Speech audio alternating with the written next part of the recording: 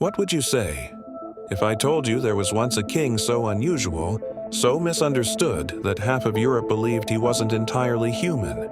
Not a monster, not a demon, but the final, fragile product of a dynasty that pushed its bloodline far past the limits of nature. This is the story of Charles II of Spain, the king they whispered was bewitched, but whose real curse came from something far more terrifying: his own ancestors.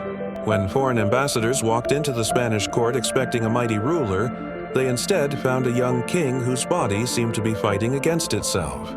His face, his posture, even the way he struggled to speak, everything hinted at a lifetime of silent suffering. People whispered he'd been hexed.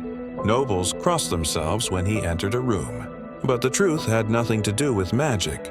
For nearly 200 years, the Habsburg family followed one rule: marry inside the family and keep outsiders away from power. Cousins married cousins. Uncles married nieces. Some branches of the tree twisted so tightly that one person could be related to themselves several times over.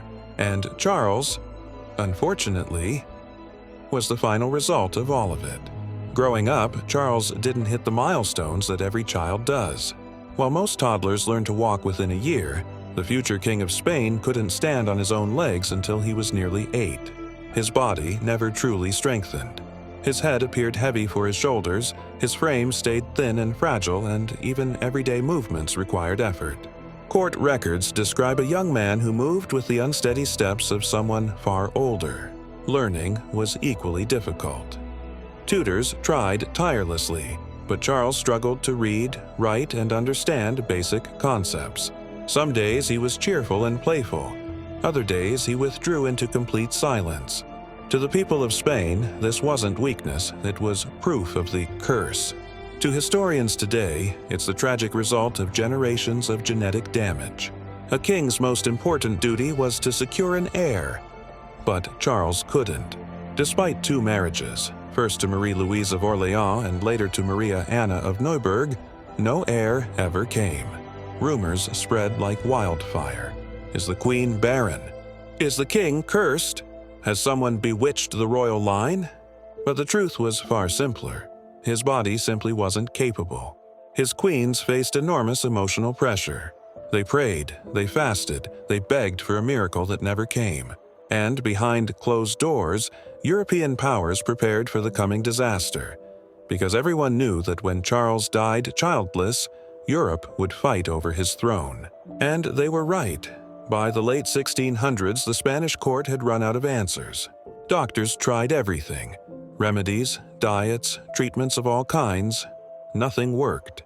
So the court turned to something far older: exorcisms. Not quiet rituals, not private prayers, but public ceremonies held inside the palace itself. Priests chanted over the king, claimed to fight unseen forces, and convince the court that spirits, not biology, were responsible for his suffering. Objects from the palace were burned, rooms were purified, and Charles desperately clung to the idea that someone, anyone, could cure him. But the real enemy was something no exorcist could touch. When Charles II died in 1700 at just 38 years old, the Spanish court finally faced the truth they had avoided for decades. The king hadn't been cursed by witches, demons, or rivals. He had been undone by the very dynasty meant to protect him. Centuries of inbreeding had created a genetic storm so severe that Charles had spent his entire life fighting a battle he never had a chance to win. And when he died without an heir, Europe erupted into the War of the Spanish Succession, a conflict his birth was destined to trigger. The most powerful dynasty in Europe had collapsed, not from rebellion, not from invasion, but from the consequences of its own choices. History remembers Charles II as the bewitched king, but in truth, he was something far more tragic. A reminder that even the strongest empires can fall when nature is pushed too far. What other misunderstood historical figures should I cover next?